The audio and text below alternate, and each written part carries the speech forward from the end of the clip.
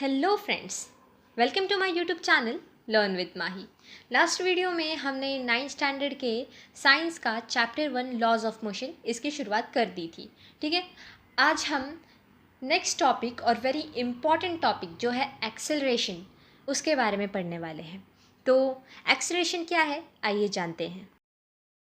आगे बढ़ते हैं एक्सेलरेशन के ऊपर। ठीक है, एक्सेलरेशन क्या है, यहाँ पे देखिए डेफिनेशन दी गई है। डेफिनेशंस याद रखिए, डेफिनेशंस पूछते हैं और उनको एकदम बुकिश लैंग्वेज चाहिए होती है, मतलब वर्ड टू वर्ड जो डेफिनेशंस है वो उन्हें एग्ज़ाम्स में बिल्कुल वर्ड टू वर्ड लिखनी पड़ती है। अगर हम हमारा ओन वर्ड इस्तेमाल करते हैं तो फिर वो मार्क्स कट जाते हैं वहाँ पे हमारे। ठीक है, आगे बढ़िए।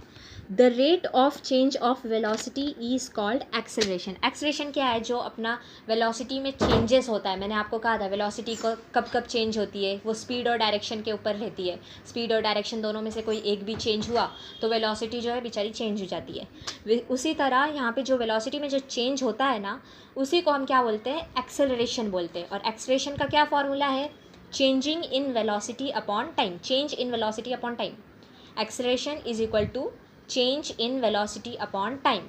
और इसका numerical formula a is equal to v minus u upon t. a is equal to v minus u upon t, ये है इसका न्यूमेरिकल फॉर्मूला।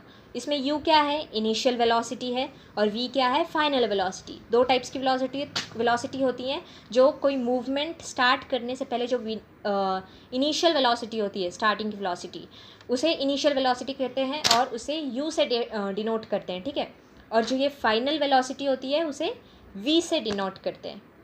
अभी आते हैं पॉजिटिव एक्सेलरेशन, नेगेटिव एक्सेलरेशन और ज़ीरो एक्सेलरेशन।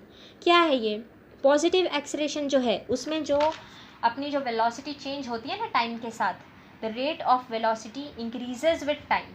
जो वेलोसिटी टाइम के साथ चेंज होती है वो इंक्रीज़ होती है। अगर वेलोसिटी टाइम के साथ इंक्रीज़ हो रही है तो वो क्या हो जाता है, पॉजिटिव एक्सेलरेशन। बहुत इजी है, ये देख के ज़रा सा डिफ़िकल्ट लगता है, ये 2 पेजेस बहुत डिफ़िकल्ट लगते हैं ये ग्राफ वाले, लेकिन ग्राफ का इतना कुछ काम भी नहीं है इस लेसन में, सिर्फ समझने के लिए दिया हुआ है, आप समझ लीजिए। बाकी कुछ इसका काम नहीं है, एग्ज़ाम्स में भी नहीं पूछते हैं। लेकिन आगे जो इक्वेशंस है वो ज़रूर आते हैं, मतलब वो इम्पॉर्टेंट भी है बेसिक नॉलेज के लिए। तो हाँ, पॉजिटिव एक्सेलरेशन क्या है, जो वेलोसिटी इंक्रीज़ होती है टाइम के साथ तो हम उसे पॉजिटिव एक्सेलरेशन बोल देते हैं। और अगर वेलोसिटी डिक्रीज़ होती है तो वो क्या हो जाता है, negative acceleration. The rate of velocity decreases with time. ठीक है, जो वेलोसिटी है वो डिक्रीज़ होती है टाइम के साथ, उसे नेगेटिव एक्सेलरेशन कहते हैं और इसे डीसेलरेशन भी बोला जाता है। और फिर क्या है, ज़ीरो एक्सेलरेशन। ज़ीरो एक्सेलरेशन में velocity does not change with time. Zero acceleration में वेलोसिटी टाइम के साथ चेंज ही नहीं होती है। ठीक है, ग्राफ है अभी यहाँ पे यूनिफॉर्म एक्सेलरेटेड मोशन और non uniform accelerated motion. Uniform accelerated motion और नॉन यूनिफॉर्म एक्सेलरेटेड मोशन, इसमें भी सेम ही चीज़ है कि वेलोसिटी जो है उसमें the velocity changes y equal amounts in equal intervals of time. Velocity जो चेंज होती है वो इक्वल अमाउंट में होती है और इक्वल टाइम इंटरवल्स में होती है, तो उसे हम यूनिफॉर्म एक्सेलरेटेड मोशन बोल देते हैं।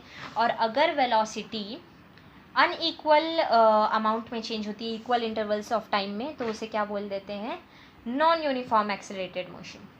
नॉन यूनिफॉर्म एक्सेलरेटेड मोशंस और यूनिफॉर्म एक्सेलरेटेड मोशन। और ये जो यूनिफॉर्म एक्सेलरेटेड मोशन होता है, इसे अगर हम ग्राफ पर रिप्रेजेंट करेंगे तो इसकी जो लाइन होती है वो लाइन स्ट्रेट होती है, और नॉन यूनिफॉर्म एक्सेलरेटेड मोशन की जो लाइन है वो कोई भी शेप ले लेगी, अपना कुछ भी बन जाएगी, लेकिन ये जो नॉन यूनिफॉर्म होती है ये एकदम स्ट्रेट होती है। इसे आप ग्राफ पे करके देख सकते हैं। पेज नंबर 6 और 7 पे जो 2 टेबल्स दिए हुए हैं, ये प्रैक्टिस के लिए आप प्रैक्टिस करके देखिए। इसमें 7 पेज नंबर पे यहाँ पे लाइन स्ट्रेट आई है, क्योंकि यहाँ पे इक्वल अमाउंट में और इक्वल टाइम में वेलोसिटी चेंज हुई है, इसलिए ये स्ट्रेट है और ये यूनिफॉर्म एक्सेलरेटेड मोशन है। और अगर कभी इसमें इक्वल अमाउंट में चेंज नहीं हुआ होता इक्वल इंटरवल्स ऑफ टाइम में, तो ये लाइन जो थी वो टेढ़ी हो जाती। ठीक है, यहाँ तक क्लियर हो गया आपको। आगे जो है equations describing the relation between velocity and time, ये जो भी इक्वेशंस है आगे ग्राफिकल मेथड के ऊपर, वो हम आगे की वीडियो में पढ़ेंगे। और ये बहुत इंपॉर्टेंट इक्वेशंस है, ये काम आएंगे हमें, हमारे न्यूमेरिकल्स में काम आने वाले हैं।